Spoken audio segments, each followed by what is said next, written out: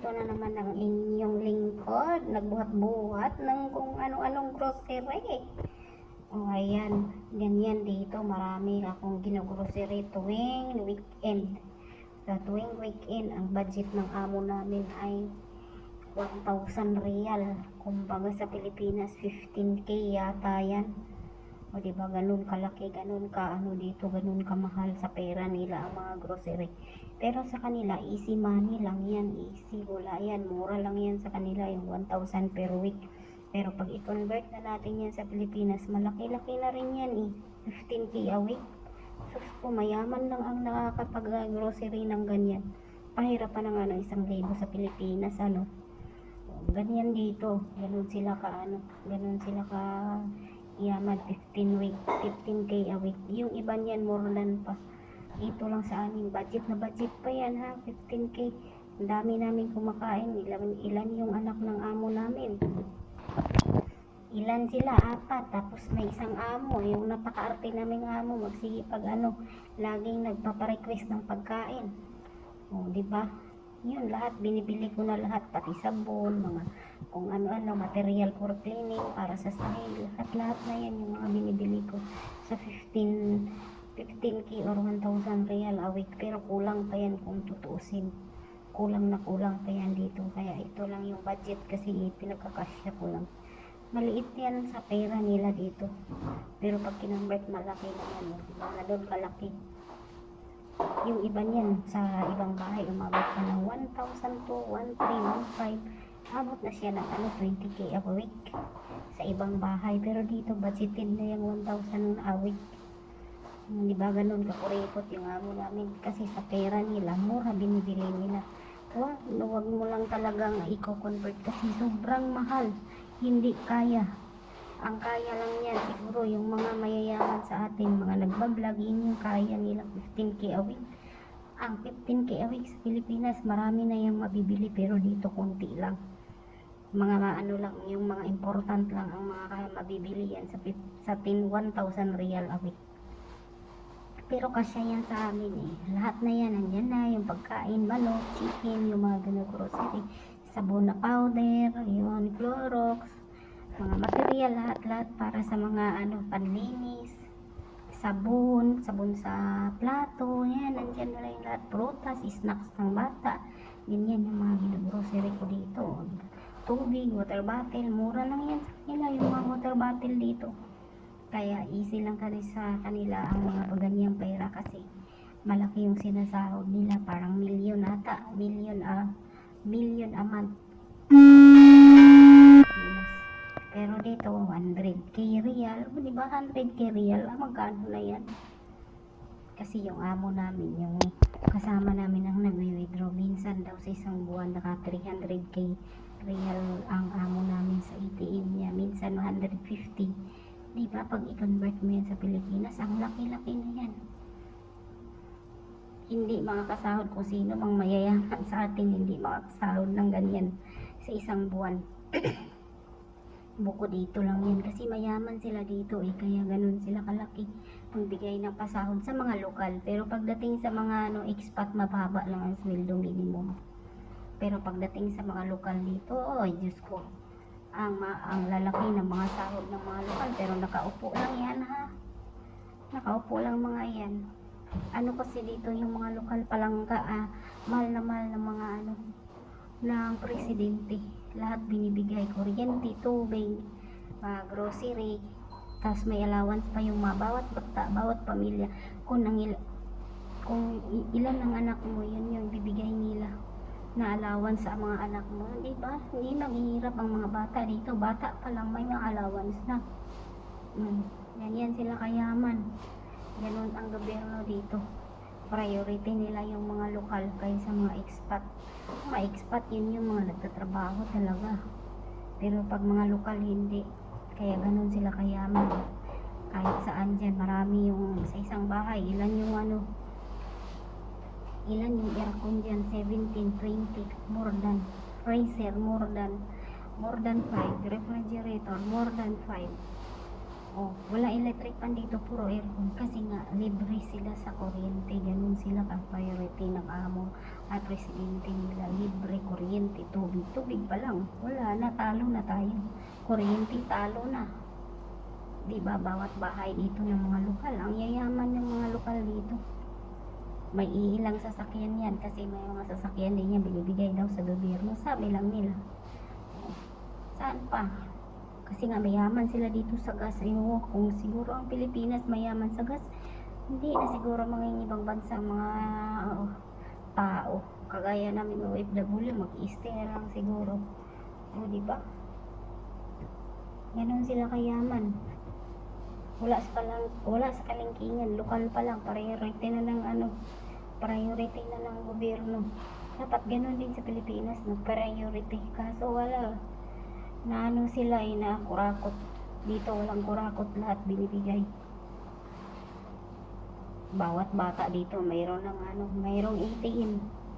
Kasi nga may mga allowance sila sa gobyerno. Swerte nga nila eh. Kaya easy lang sa kanila magbibigay ng mga pang-grocery. Pagdating talaga sa mga katulong or driver, ang mga amo kuripot talaga yan. Pero pagdating sa pamilya, sarili nila, hindi yan sila kuripot. Kasi tinuturing nga nila tayo ng ibang tao, hindi tinuturing na pamilya, ibang tao. Pero okay na lang yan dito sa amo namin kasi lahat naman dito ay libre. Yun lang ang ikinaano. Pagdating dito, tignan nyo, pagdating dito sa isang kusina, mayroong freezer yan, may refrigerator. Buti nga dito sa amin, isa lang ang freezer, isang refrigerator. Pero pagdating sa ibang bahay, sa nanay niya, ilan ang freezer doon? 4, 5. Oh, Diyos ko. Oh, sa kuryente pa lang yan. Oh, di ba? Talong-talo na. Ganyan dito. Ang mga grocery may kabila, may dalawa silang kitchen sa loob at saka sa labas. Ito naman yung nandito ako sa labas. Dito talaga yun main ng pagluluto kasi maamoy doon sa labas sa loob. Pag sa loob kasi light lang ang luto. Pero dito sa kusina lahat na nandito na. Oh. Yan sila kayaman dito. Dalawa yung kitchen. Dalawa yung kitchen kasi sa dami namang niluluto. Iba-iba. Ganyan dito.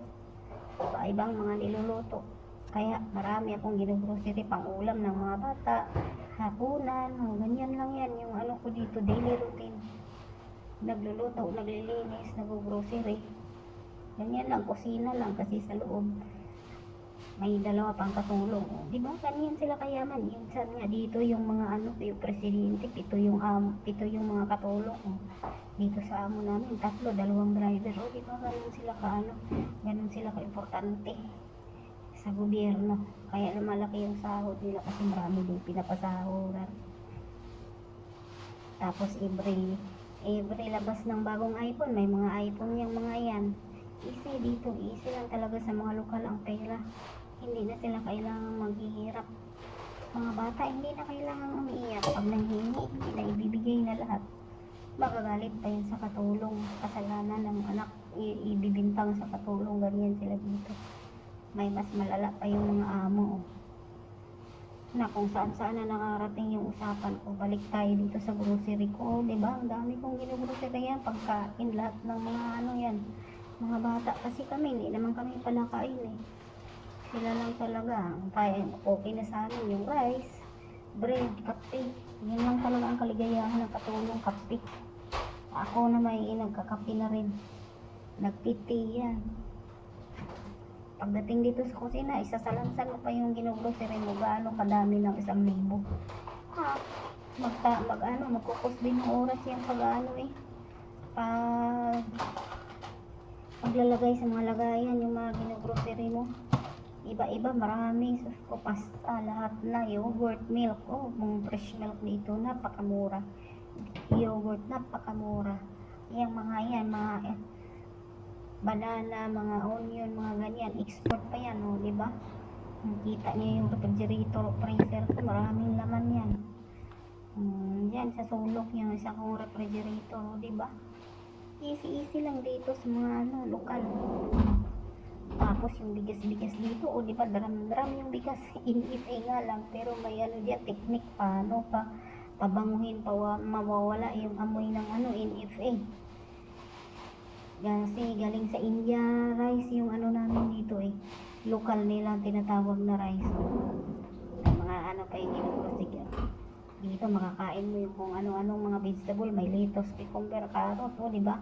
Libre yan. Kung magda-diet ka ay pwede ka mag-diet dito. Kasi nandyan na ang source ng pagkain sa pagda-diet sa loob. Kaso minsan mag-isipan mo magda-diet. Minsan hindi. Sa dami ng pag-iinayang ka rin sa pagkain. Hindi ko lang talaga kayang maraming kainin yung mga Arabic food. Sobra maraming maika, ma-spicy. Pero pag yung mga ganyan-ganyan lang, mga salad, ito mahilig sila sa salad. Okay lang yan. Pagkatapos ko kasing magsalansa ng mga mga grocery, tinutupi ko yung plastic eh. Pwede na yun pang garbage eh. Ganun dito. Hindi tinatapon namin yung pero yung sa iba niyan tinatapon yan eh, pero dito hindi tinutupi namin yung mga plastic kasi pwede pa yan sa garbage. Hindi nagbibili sila ng plastic garbage, so tinutupi pa rin yan kasi easy lang yan, nilalagyan ng mga ayos na mantika. Swerte nila dito, no, libre sila sa mantika.